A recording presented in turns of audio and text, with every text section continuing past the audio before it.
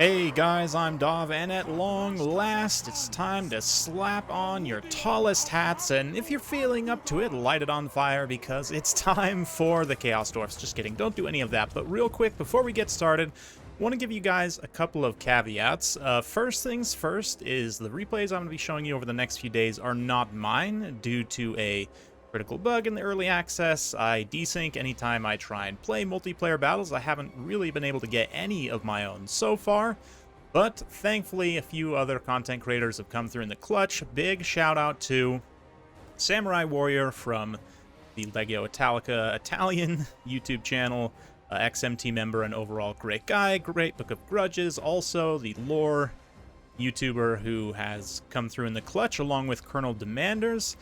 And today, we're going to start with what else but the Greenskins versus the Chaos Dwarfs. Of course, Chaos Dwarfs have part of Greenskins on their roster, right?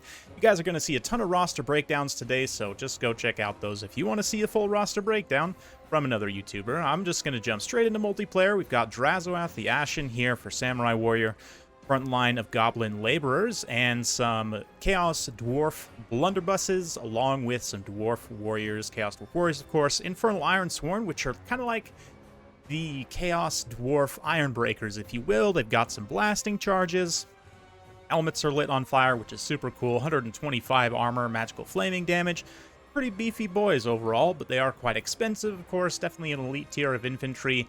The Chaos Dwarf Warriors and Blunderbusses are a tier up from their regular dwarf counterparts. The Blunderbusses in particular are going to be very good. They're very short range, but they have absolutely insane DPS, 85 armor, and shielded as well. Decent melee stats overall, but they are pretty expensive.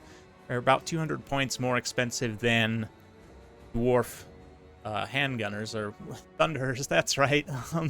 Going in the book for that one. Anyway, we've also got a couple of magma cannons, which are kind of like single entity flame cannons to a degree. We do have anti-infantry AP, but not really much stats to speak of, and they're single entity, so the crew can't get knocked off.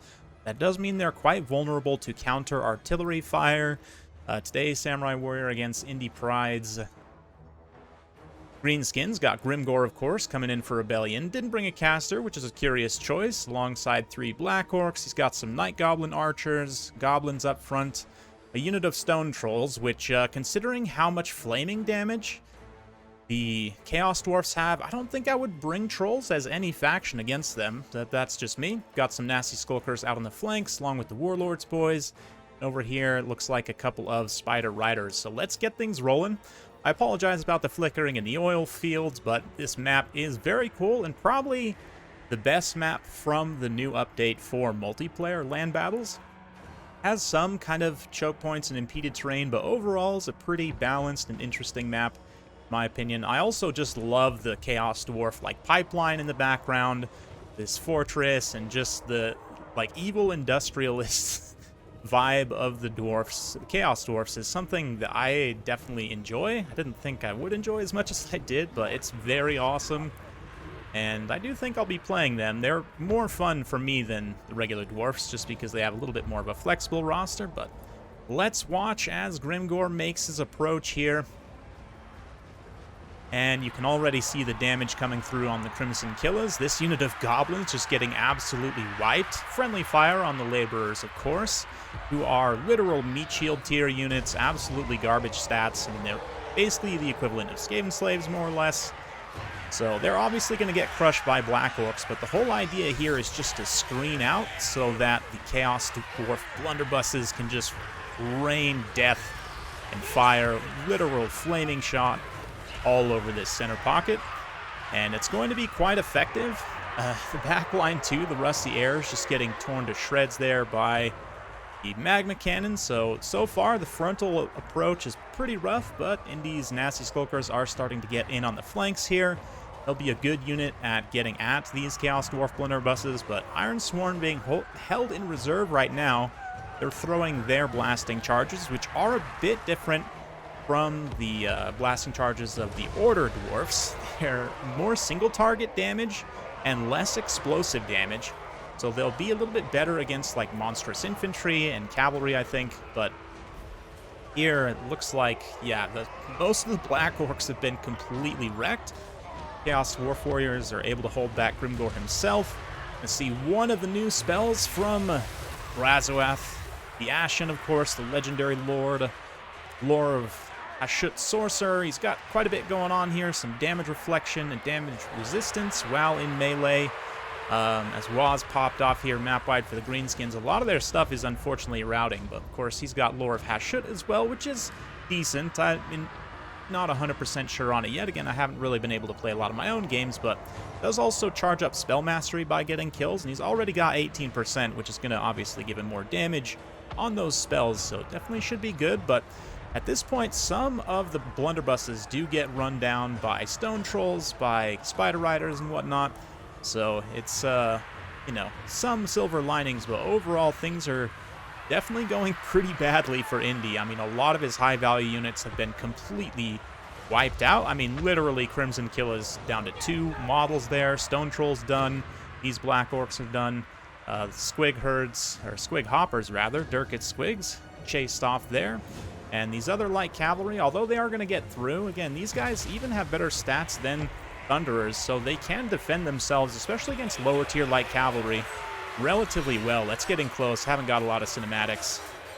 Got some early shots there, but mostly been focusing on the tactics and knowledge, of course, about these units. Let's watch as these Dwarf Blunderbusses try to defend Chaos Dwarf Warriors as well. Noticeably better stats than regular. Oh my, frame rate just getting absolutely murderized by that there little flame breath attack from Drazoath. He's mounted up on his Bale Taurus, I believe this is the big nasty one. Cinder Breath, I want to say, is the name of his unique Bale Taurus. Very cool model. Pretty decent animations overall as well. It has not quite as good of animations as something like a Manticore, I think, but Samurai Warrior gonna clean up the win there, and definitely the blunderbusses were very much of value here. One of them, yeah, 17-16, which is very interesting. 12-15 on these guys. One of them did not pay for themselves, and I do think because of that limited range, if you're able to effectively occupy them before they can get too many shots off, you will be able to shut them down. Also somewhat vulnerable to counterfire, especially like long-range counterfire. Have decent amount of armor and missile block will help against, like, you know, archers and stuff, but it should be interesting. The 2 magma cannons as well also got some really nice work done. Infernal Ironsworn were a nice backbone to kind of anchor the whole thing together. And then the Chaos Dwarf Warriors, oftentimes these guys are not going to pay for themselves. I'm not 100% sure on their cost effectiveness. I think generally taking Hobgoblins is going to be better overall, but we'll see. And then, yeah, obviously the laborers die in droves, which is what they're here for. For Indy, I mean, 0 value on 1 Black Orc is just, that's the blunderbusses for you. And overall, the rush simply was not effective in any aspect. I don't know if any of his units actually paid for themselves, which is kind of hilarious. But I do have another replay to show you with Grimgor attempting to get his revenge on the Chaos Dwarfs, so let's get to that. Grimgor's back at it again with his Black Orc Rebellion. This time, Great Book of Grudges is leading the Chaos Dwarfs against Colonel Demander's Greenskins. And I can't blame Great Book of Grudges here for not going with the blunderbusses. Instead, he's got Lore of Metal on this Sorcerer Prophet, which is one of the options for them.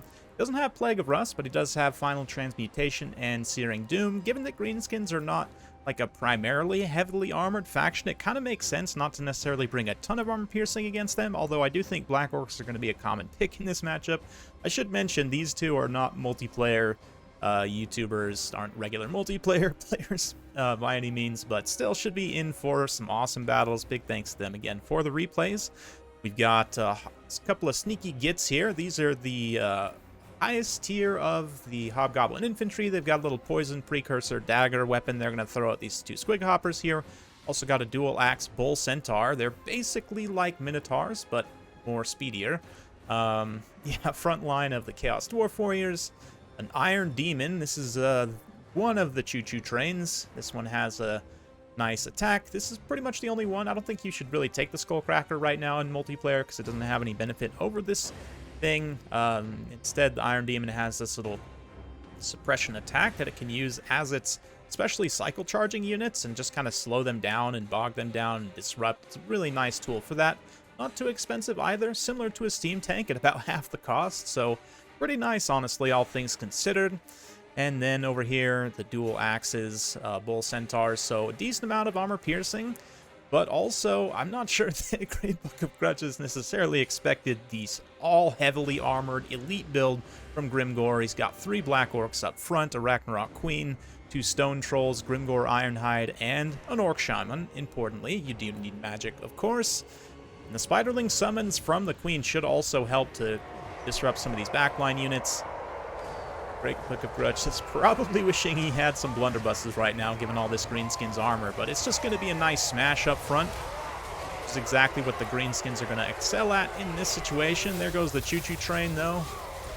Running shop on the line, getting through, and let's see if it has the mass to push through these stone trolls. Here's maybe it does not. I don't know. A little blast out the front with its gun there. And, of course, you could pop its ability to increase its mass. This overcharge ability? This one, more power. Yeah, basically like an overcharge, gives more massed acceleration, but, oh, man. Oh, that Foot of Gork. Wow, almost missed it. That was absolutely detonates this entire flank, along with the spider nearby. It's enough to terrify away some of the Chaos Dwarf Warriors there. Very interesting. Yeah, just absolutely blasts alongside the Wa, too. A great timing push from Colonel Commanders as he attempts to just tear apart Great Book of Grudge's army here. Grimgor definitely coming back with a vengeance, and this melee engagement has gone pretty far south. The peripheral engagements went much better for the Chaos Dwarfs, but that center was broken alarmingly fast, and now Hobgoblin archers are in a little bit of danger. Of course, this Sorcerer Prophet's still in good shape for the time being. Future Train is also leading Grimgor away. Well, it looks like he's going to realize his attempt at chasing is futile, come back to the fight and try and contribute here. But, yeah, that was a pretty impressive display by the Greenskins. Raw melee power, which is kind of to be expected to a degree, but meanwhile, though, these Hobgoblin sneaky gits are not giving up easily. They're definitely going to hold out just fine against the Squig Hoppers, even though they're not really an anti-large unit. And it should be noted that, in general, the Chaos Dwarfs don't have a ton of anti-large tools. They are a bit reliant on their missiles. They have some anti-large units, but they tend to be on the elite side, similar to Dwarfs, honestly, them only really having Slayers. In this case, you have, I think, units with a direct anti-large bonus in melee. It's pretty much just the Bull Centaurs with great weapons, and then the Ironsworn, are they with the Fire Glaives, right? Anti-large, kind of hybrid missile unit. None of those today. Instead, it's just lots of sneaky gits trying to hold the line, rally with some of these Chaos Dwarf Warriors. Some of the Hobgoblin Archers also come back, and because Colonel Commander's build is so tall and not very wide, it's very concentrated in kind of a blob here. Looks like the Sorcerer Prophet did get killed off while we were away, but Future Train's going to have to try and carry here if it can. Hobgoblins are also moving in for their engagement, but nice, here we goes. Cast on the Greenskins, going to juice up their melee attack. Looks like it was centered on the Arachnarok Queen. Unfortunately, she does kind of move away as this melee engagement starts, but she should move back over. There we go. Start to rebuff these units. Love the purple armor on the Greenskins as well. Just fantastic. Looking good as Chaos Dwarfs get pushed off. So there it is. Nice display. Come back for the Greenskins. And again, big thanks to Samurai Warrior, Great Book of Grudges, and Colonel Commanders for the replays. Got quite a few more from these guys to show you. Also, on the stuttering, I was going to say this at the start, but kind of forgot about it. You might notice some micro-stuttering. This is an issue that Creative Assembly is aware of, and they're working on. They're also working on the desync issue, I should have mentioned also. but those two things should be fixed by the live patch, and maybe even fixed, you know, soon in early access within the next little bit, hopefully, at least for the desync bugs, so I can start personally getting my own games, because a lot of what I'm telling you here is based on me watching quite a few replays, playing against the AI, playing a bit of campaign on normal battle difficulty, which is not ideal, but still can give you more of an idea, I would say, than playing on higher battle difficulties in campaign. Not that I don't mind the challenge, it's just for the sake of multiplayer to get a feel for the balance. Since I couldn't play multiplayer, I figured that was another way for me to get experience actually playing the Chaos Dwarfs. Anyway, all that to say, that's the situation. Thanks again to these guys. This time around, Chaos Dwarfs fared a little bit more roughly. I definitely like the Bull Centaurs. You'll see them shine in quite a few replays. No Blunderbusses, definitely was painful. These guys are decent. I mean, the Hobgoblin Archers, in matchups where you really don't expect any armor, they are quite good, although even against unarmored units, just the insane DPS of the Blunderbusses can be good in some situations, but Hobgoblin Archers definitely can give you some nice volume of fire, also have flaming attacks, so they get all the synergies from everything you get from Chaos Dwarfs. They have a lot of flaming synergy, which is something I'm a big fan of. Commanders here, though, just rolling through with this elite build. Beautiful Foot of Gork, and all these high-tier Greenskins units just generally punching very well. Queen was kind of a distraction Carnifex, but got some summons off as well, which is very good, very useful always. So big thanks everyone again contributing. Big thanks to you guys for watching. Be sure to subscribe if you want more Chaos Dwarf early access action. Keeping it going throughout the weeks until release and after, obviously. So stay tuned for more. Thanks again. We'll see you next time.